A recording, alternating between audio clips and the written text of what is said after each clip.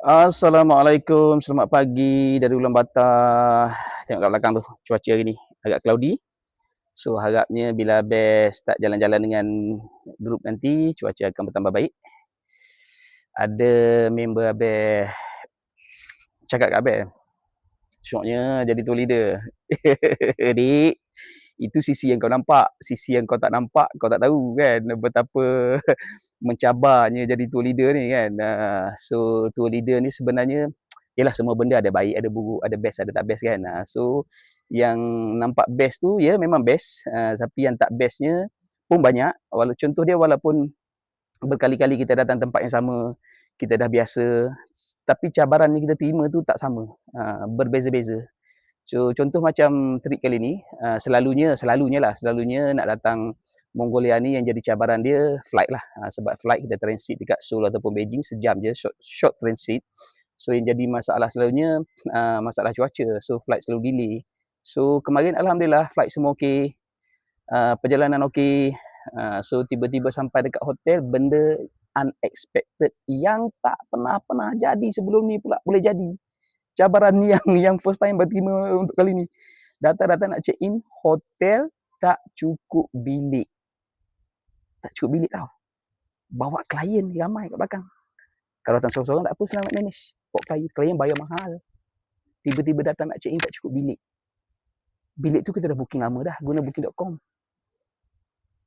Tapi dia punya hotel sini dia accept booking lebih daripada dia punya capacity. So bukan salah kita lah, salah hotel.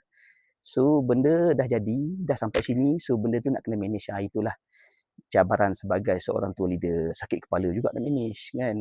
Lepas tu dia punya solution semalam pula, hotel tu saja nak tambah extra bed. Oi, klien bahaya mahal-mahal datang nak duduk dengan bilik extra bed. Kau gila. So settlekan bilik mana ada dulu, lepas tu sambung gaduh, tutang dia bagi option pergi hotel yang berdekatan. So siapa nak kena sacrifice? Tu leader lah, sacrifice. So 2 bilik tak cukup. Sembang-sembang ada yang willing untuk bertoleransi dengan Abel, untuk ikut Abel datang ke hotel lagi satu. So datang hotel lagi satu, alhamdulillah dah lega. Baru dia nak berehat, tiba-tiba member bilik sebelah tu komplain tak ada air panas nak mandi. Alamak, kat sini sejuk beku, tak ada air panas nak mandi, kejung lah kan. So satu cerita pula, tak ada air panas, nak manage situasi kedua pula, situasi tak ada air panas.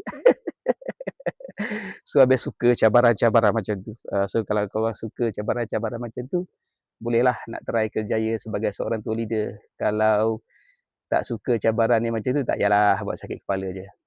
So tour leader ni, kalau orang Kelantan kata, kalau jenis bayi ngasuh, kalau boleh jadi ngasuh, bayi cara kat orang, bolehlah. So kalau tak bayi, tak payahlah. Penat.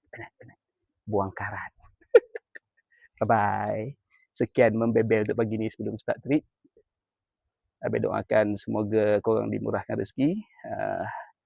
Semoga hari ini hari yang cemerlang untuk korang semua. Bye-bye. Assalamualaikum. Doakan Abang juga tau.